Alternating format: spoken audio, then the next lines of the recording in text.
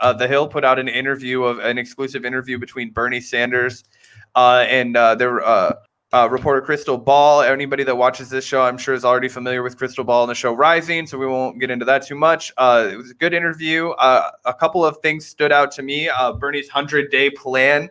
Do we have a clip for that? Yeah, I got the whole interview up here.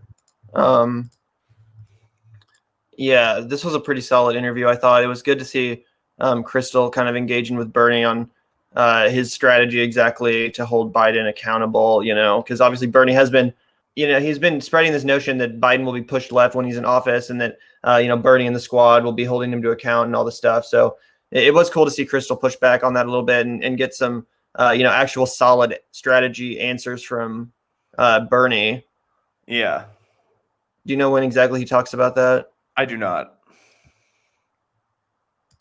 You know what? We can transform this country. But if Trump is reelected, all that we're going to be on for the next 4 years is defensive procedure. They are. But they will raise the minimum wage to $15 an hour. Equal pay for equal work. Making it easier for workers to join unions. $2 trillion investment in combating climate change and creating millions of good-paying jobs in energy efficiency and sustainable energy. Paid family and medical leave. No small things. Third point that I would make. Joe Biden is not going to become the dictator. He is the president of the United States. If we rally the American people and demand that Congress stand up and fight for workers and have the courage to take on the big money interests in the insurance industry, in the pharmaceutical industry, in the fossil fuel industry, in the prison industrial complex, you know what? We can transform this country. But if Trump is reelected, all that we're going to be on for the next 4 years is defensive procedures. I want to get on the offensive. And that is why, in my view, every progressive, every person in this country who thinks for 2 minutes about what's at stake should be voting for Joe Biden.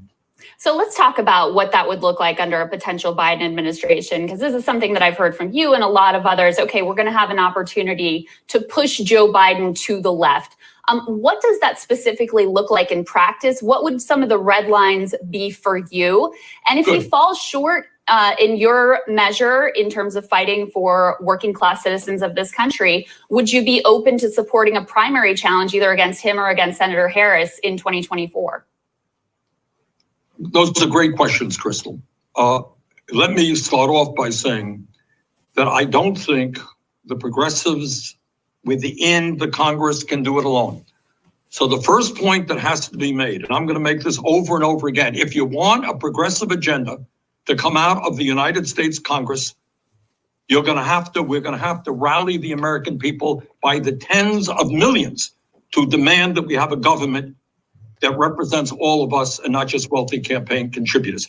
We're going to have to correct and deal with a very corrupt election system with massive voter suppression that exists every single day right now.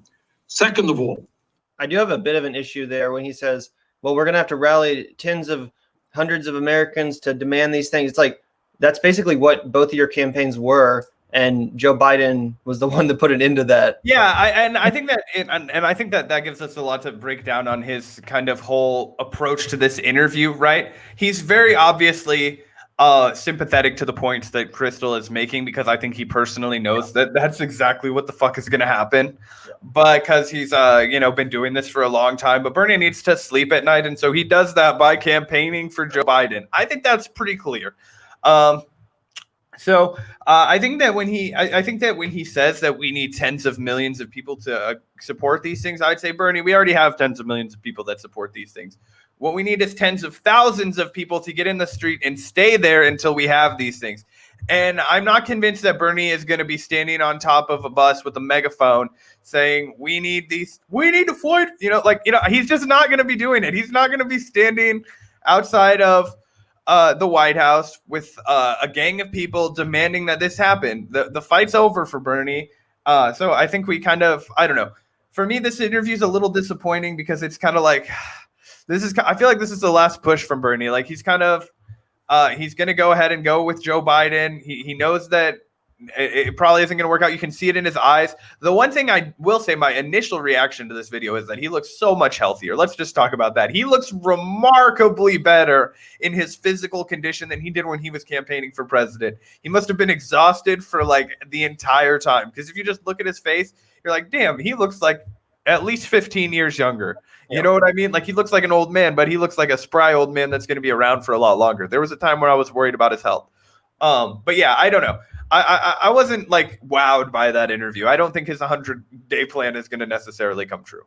Yeah. I mean, I agree with that. I think that you're correct that he kind of knows in his heart that what Krystal is saying is true. And I also agree that he's basically just doing this so he can sleep at night, and that he doesn't have to, grapple with any possibility that he might be in any way responsible for another Trump election. Yep. Not that he ever was, but I mean, he clearly bought into the poison Kool-Aid. Yeah, he believes some of the, that bullshit just because he does is in these circles. So obviously that some of that's going to get to it. And I'm sure plenty of people have, said that to him, why it's because of you that Hillary Clinton isn't the president. I'm sure he internalized some of it. How can you not when you're that powerful and have that big of a platform and, you're that closely involved with all that stuff? That being said, and have a conscience like Bernie does. You know what I mean? Yeah, exactly. So, I mean, I never really shit on Bernie for doing what he clearly feels in his heart is the right move. That being said, and I think that he kind of, is maintaining this super, refusal to criticize Joe Biden or the Democrats anyway. I think he's going to maintain that,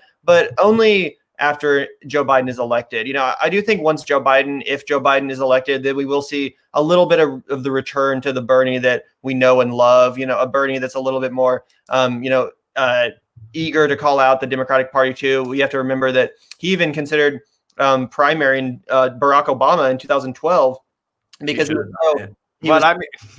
what? Oh, you do think he should have done it? I mean, I think it was. Part of me is like, yo, yeah, you should have. But then other part of me is like, he said he had the perfect opportunity in 2016 to do what he did. So yeah, exactly. It would have just been more of like a, like a green, like I think like a Nader thing. Yeah, exactly. People wouldn't have taken it as seriously. And also, just to be completely honest, Hillary Clinton was a much easier politician to run against than Barack Obama, who's a much more talented, charismatic orator. Yeah, but that being said, Bernie Sanders, I do think that, again, like he was so unimpressed with the direction that Obama took the country in his first 4 years that he literally contemplated running against Obama, despite the fact that would have been considered absolute heresy at the time and would have basically completely made him a pariah in polite society in Washington. But I do think he'll, be more aggressively, criticizing the Biden administration or the direction it's going in. And it'll be interesting too. After the election, you mean?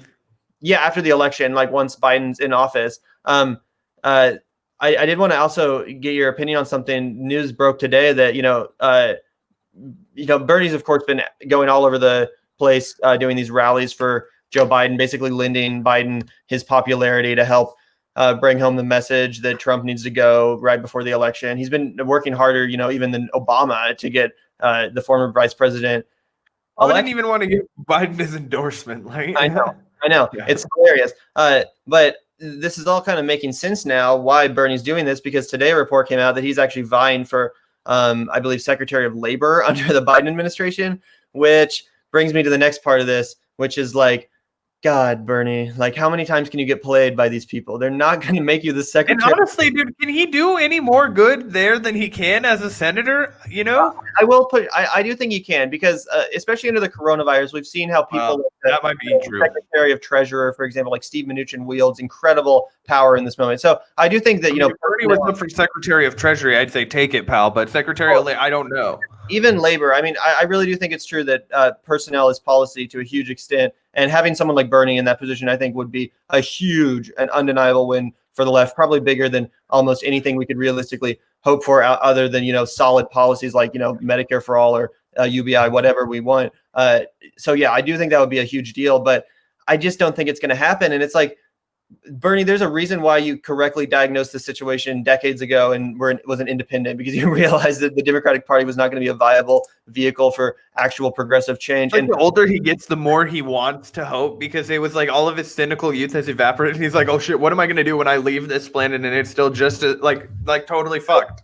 True. I think that's probably a pretty accurate diagnosis of the situation. But it's just funny to see, like, he's basically now adopting the strategy that he's always, correctly diagnosed as the incorrect strategy, which is like, oh, I'll just try to buddy up to these people and work from within to make some incremental change happen. Like, that's not the right way to go about it. I mean, it's not a totally invalid approach because it does affect people in the margins somewhat, but to buy into incrementalism at the, behest of corporate power and the Democratic Party is not, it's a little fatalist, I think. Yeah. And obviously he is the only, real progressive senator we have outside of possibly, Ed Markey now. But it's like, I don't know, man. It's just disheartening and it's disappointing because obviously Biden's not going to put Bernie in his administration. I don't know. It's just, especially after he put out that list of, John Kasich is going to be in here and